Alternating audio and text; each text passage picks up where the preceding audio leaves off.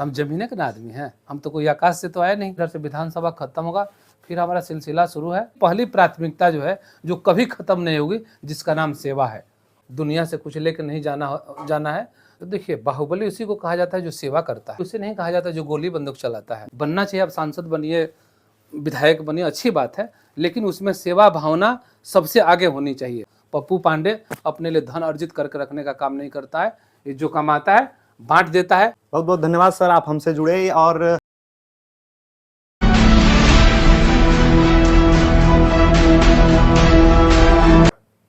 जय हिंद दोस्तों, मैं ऋत्विज पांडे हूँ न्यूज कास्ट इंडिया से। और इस समय मेरे साथ गोपालगंज क्षेत्र के विधायक अमरेंद्र पांडे जी हैं। इन्हें लोग बाहुबली कहते हैं, लेकिन ये खुद को जनसेवक बताते हैं। और जनसेवा इनकी ऐसी कि लोगों के दिलों में बस जाए। मैंने ऐसा इसलिए कहा कि इनका साल में एक वार्षिक सम्मान समारोह होता है।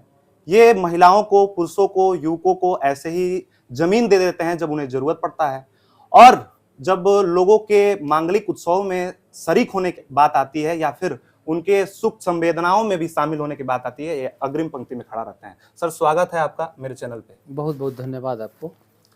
सर, इस समय हम सबसे पहले शुरुआत करते हैं कि हम इस समय पटना में हैं। और पटना में मैं देख रहा था कि किसी आपके इस आवास के बाहर इतनी भीड़ थी, किसी जनता दर्शन से कम नहीं है सर। हम तो जनता का सेवक है ना, हम तो 24 घंटा अपने जनता के लिए काम करते हैं, और जहाँ काम होता है वहाँ लोग जाते हैं जी। मतलब विधायक और मंत्री से नहीं है, जो काम होता है, जहाँ काम होता है लोग वहाँ जाने का लोग प्रयास करते हैं। और मैं यही जानता हूँ कि जितना हमसे अधिक से अधिक सेवा हो, सेवा भावना से मैं काम करता हूँ। कुचायकोट के अलावे पूरे ज़िले के लोग आते हैं। हम पटना में रहते हैं तो पूरे बिहार से लोग आते हैं, और जितना हमसे मदद होता है मैं उनको मदद करने का काम करता हूँ, पैरवी करने का काम करता हूँ। सर, पिछले दिनों आपके परिवार में ऐसी घटना हुई, आप काफ़ी परेशान थे, और आप अभी इस वर्तमान स्थिति में कैसा महसूस कर रहे हैं? सब ठीक है सर? एकदम बढ़िया, आप कोई दिक्कत नहीं है। पहले जो था वो सब खत्म हो गया, ग्रह आया था वो सब खत्म हो गया। उसमें लोगों का आशीर्वाद है, हम लोगों का कर्म है, भगवान का कृपा है, थावे मैया का कृपा है, हनुमान जी का कृपा है। चेयरमैन साहब ठीक है? हाँ बिल्कुल सही होगा, अब कहीं कोई दिक्कत नहीं है। आने वाला होली अब उस सबके साथ क्योंकि खेलने सर का काम करेंगे। हमें पूरे बिहार से लोगों ने मैसेज किया, डीएम में मैसेज किया कि सर से पूछिए कि लोगों के बीच कब तक आएंगे। आप जब गोरखपुर एयरपोर्ट पहुंचते हैं वहां भी चेयरमैन साहब नहीं आते हैं, और लोगों में ये उत्सुकता बढ़ती जाती है कि क्यों आखिर लोगों के बीच मुकेश पांडे कब आएंगे। देखिए, हम पहले ही बोले थे कि मैं मुकेश पांडे को यहाँ से दौड़ा के लेके जाऊंगा, जी उनको बेड पर सुला के लेके नहीं जाऊंगा। जी तो एग्रीमेंट तो दौड़ाने की है, जी। तो थोड़ा उसमें समय लगेगा, लेकिन जितना जल्दी रिकवरी हो रहा है, दुनिया का पहला केस है मुकेश पांडे जी का, इसलिए कि उनके ऊपर बहुत लोगों का आशीर्वाद है, सबका कृपा है, और हम लोग का अथक प्रयास है। तो अब मुकेश पांडे जी, हमको लगता है कि होली में सबके साथ दौड़ के होली खेलने का वो काम करेंगे। भावनात्मक रूप से सर इसलिए भी ये प्रश्न ज्यादा जरूरी है कि एक पिता और बेटे का सम्मान, 21वीं सदी चल रही है और कलयुगी दौर में आज वो सम्मान बच नहीं गया है, लेकिन आपने वो सम्मान दिखाया अपने भतीजे के लिए, और लगातार आप जमे रहे। एक तरफ आपके लिए जनसेवा था, एक तरफ उसको भी आप देख रहे थे, और दूसरी तरफ मेदांता अस्पताल की उन कमरों में आप लगातार अपने भतीजे के लिए तत्पर रहे। किस तरह आज संयुक्त परिवार जब बट रहा है, आप अपने परिवार के लिए सर तत्पर रहे? नहीं, बटने का कहाँ सवाल है, दुनिया से चला जाएगा उसके बाद में कुछ होगा, बटने का कहाँ सवाल है। क्या लेके जाना है, जब बांटना है और नहीं करना है भाई। एक दिन हम बैठे थे अपने भतीजे के पास बैठे थे, तो काफ़ी वहाँ लोग थे। ऐसे एक सप्ताह पहले की बात है, रेजेंसी हॉस्पिटल में। जी जी।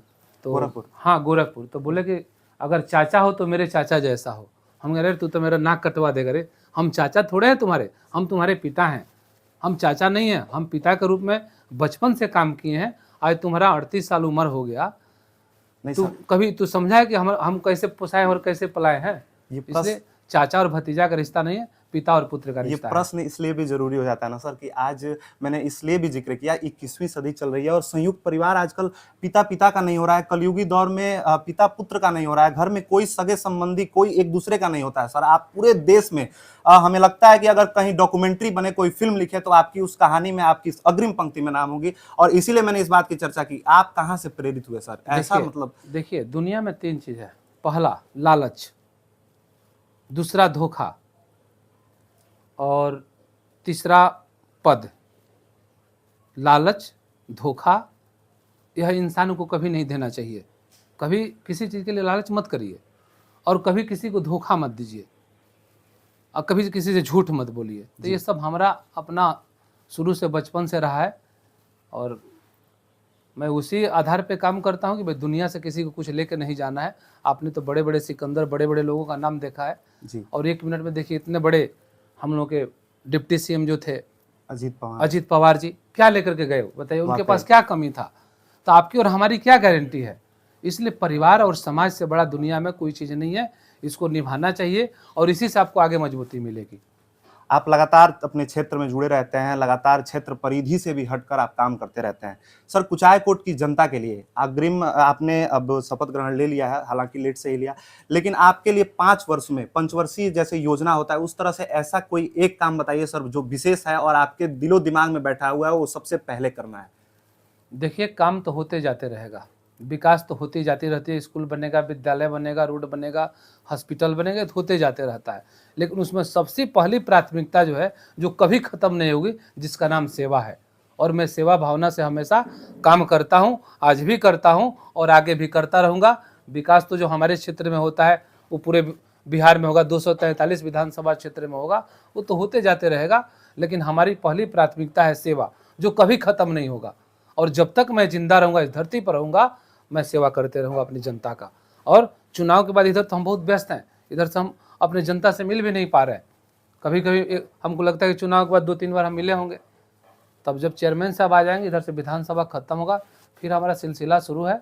मार्च में हमने कह दिया है कि जो भी भूमिहीन लोग हैं उनको हम 1 तारीख से लेकर 10 तारीख के बीच में मैं उनको जो ज़मीन का जो एग्रीमेंट किया हूँ अपने गरीबों के साथ, मैं उनको ज़मीन देने का काम करूँगा मार्च में। एमएलए का जब नाम आता है, MLA member of legislative assembly, एक विधायक का नाम, तो बहुत बड़ी सपने लोगों के नहीं होते हैं। एक जो क्षेत्र विशेष की परिधि में बसते हुए लोग सोचते हैं, लेकिन आप ऐसा काम करते हैं, लोगों को जमीन दे देते हैं, लोगों के लिए लगातार तत्पर रहते हैं। कहाँ से इतना सर सीखते हैं? और आपने अपनी राजनीति की शुरुआत, आपकी प्रेरणा स्रोत कौन रहे सर? हमारे प्रेरणा स्रोत हमारे नेता नीतीश कुमार हैं। वो बहुत ईमानदार नेता हैं और मैं उन्हीं को अपना नेता मानता हूँ। अब उनसे कोई बहुत बड़ा पद पे जाएगा, मैं उसको भी नहीं मान सकता हूँ, या उनके लेवल में रहेगा, वे न रहे, पद पे नहीं रहे। हमारे नेता नीतीश कुमार हैं और उन्होंने जो बिहार के लिए जो काम किया, यह अद्भुत है। और यह 5 साल तो बिहार के लिए और उद्योग का भंडार खुलने जा रहा है। हर क्षेत्र में कल कारखाने खुलेंगे, जो भी युवा है उनको नौकरी दी जाएगी। तो हमारे नेता नीतीश कुमार ही ईमानदार हैं और मैं उन्हीं के पैटर्न पे काम करता हूँ कि भाई दुनिया से कुछ लेकर नहीं जाना है, सबको एक दिन खाली जाना है। तो दाल रोटी चल जाता है, बाल बच्चे लोग पढ़ लेते हैं, बाकी अपना शौक़ पूरा करते हैं, गाड़ी किनते हैं, घोड़ा किनते हैं, बाकी बहुत दौलत बिटोरने का काम नहीं करते हैं। मेरा एक ही अकाउंट है विधानसभा में, ना मेरे बच्चे लोगों के नाम से कोई अकाउंट है, ना तीसरा मेरे कोई नाम से अकाउंट है।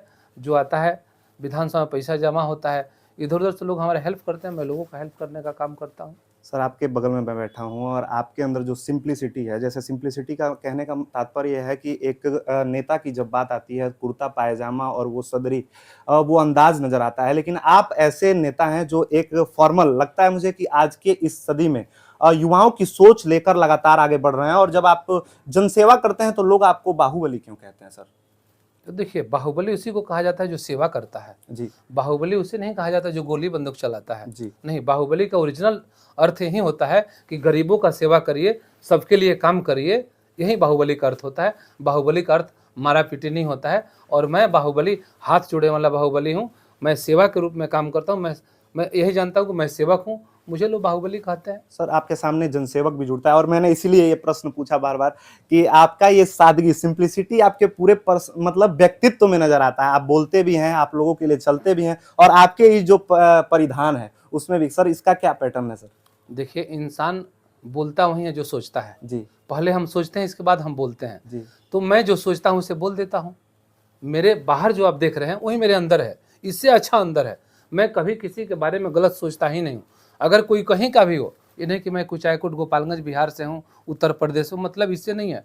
अगर कहीं का कोई अगर दुखी है और मैं देख लिया कि नहीं ओरिजिनल वाकई में दुखी है, तो मैं खुद वहाँ बैठ करके रोता हूँ। और जब तक रहूँगा, जब तक उसका मैं उसको हेल्प, मदद या उसको कुछ अपने स्तर से न कर दूँ तो मुझे कष्ट होता है। इसलिए मैं सेवा करता हूँ। वाकई आपके विषय में मैं पहले से तो जानता था, लेकिन एक प्रकरण आया जिसमें आप कहते ये दिखे कि अरे भारत का है ना, और ये विचारधारा स्वदेश को लेकर, यही वतन का वो प्यार है सर।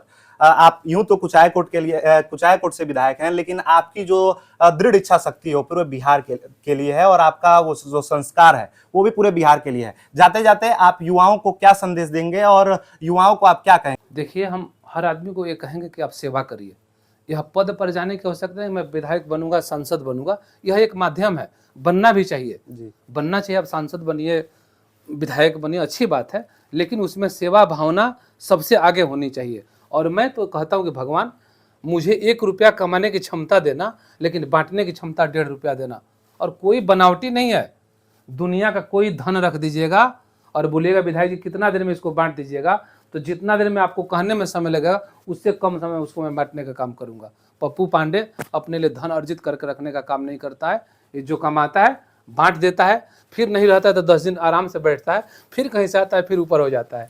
बस कमाना है और जनता का सेवा करना है, उसमें कोई जाति धर्म मजहब नहीं है। मैं इंसान हूँ और इंसान का सेवा करना मेरा कर्तव्य है। इस दुनिया में 2 ही जाति है, एक अमीर है और एक गरीब है, बाकी कोई जातियां नहीं है, कोई धर्म मजहब नहीं है।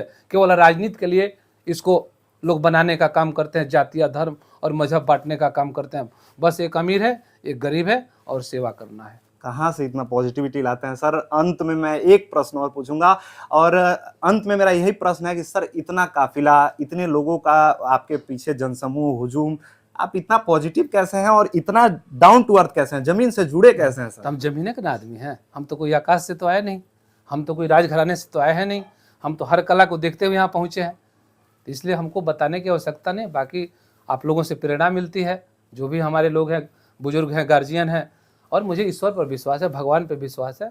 मैं भगवान के मान के चलता हूँ और भगवान का दूसरा रूप गरीबों में दिखाई देता है।